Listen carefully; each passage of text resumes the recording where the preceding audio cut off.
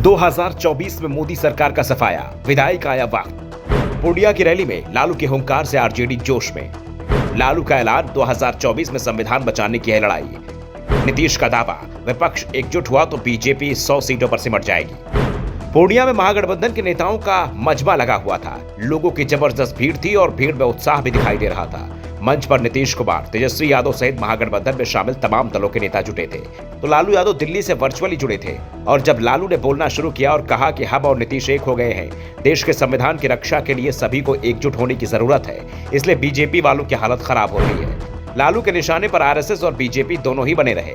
लालू ने कहा कि यह देश मोदी नहीं आरएसएस चला रहा है। जो आरएसएस बोलता है वो नरेंद्र मोदी करते हैं, लेकिन अब मोदी सरकार के जाने का वक्त आ गया है। लालू ने कहा, बीजेपी और आरएसएस घोर आरक्षण विरोधी हैं। जो आरएसएस चाहता है वही नरेंद्र मोदी कर रहे हैं। लोकतंत्र रहेगा, संविधान रहेगा, तभी हम और हमारा देश रहेगा। संविधान को बचाना है, अल्पसंख्यकों की रक्षा करना है। वे हिंदू जरूर हैं, लेकिन अल्पसंख्यकों का क्या कसूर है कि उनकी अनदेखी की जाए। संविधान को बचाना है, बहकाने की कोशिश की जाएगी, लेकिन धर्मनिरपेक्ष शक्तियों को एकजुट होने की जरूरत है।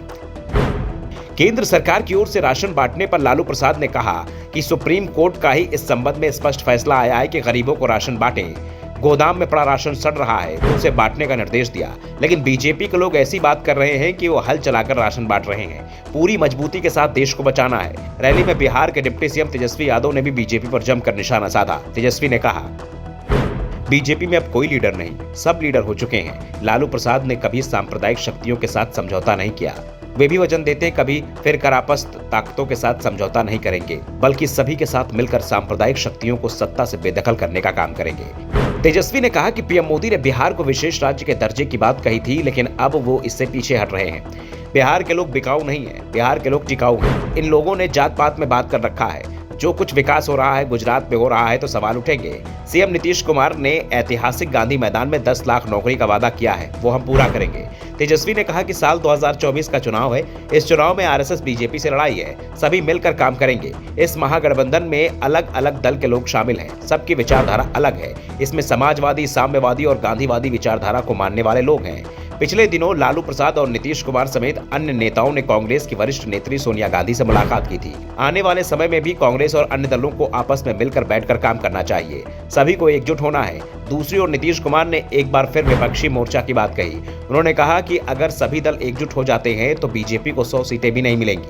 मोदी सरकार को सत्ता से बाहर करने के लिए सभी को साथ आना चाहिए। कांग्रेस को इस बारे में फैसला लेना है। हमने पहले भी कहा है कि कांग्रेस विपक्षी दलों से चर्चा करे।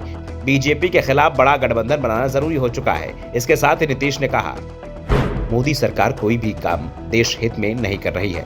बिहार के विकास में उन्होंने काम किया। हम लोग एक एक करके काम कर रहे हैं। लोगों को आगे बढ़ाने के लिए हम काम रात दिन करते हैं। विकास का काम चलता रहेगा, हर काम का देखरेख भी जारी रहेगा। नीतीश ने कहा कि हम लोगों को 10 लाख नौकरियां देंगे और हम विकास का काम जारी रखेंगे। Bureau report, the Navdarpan news.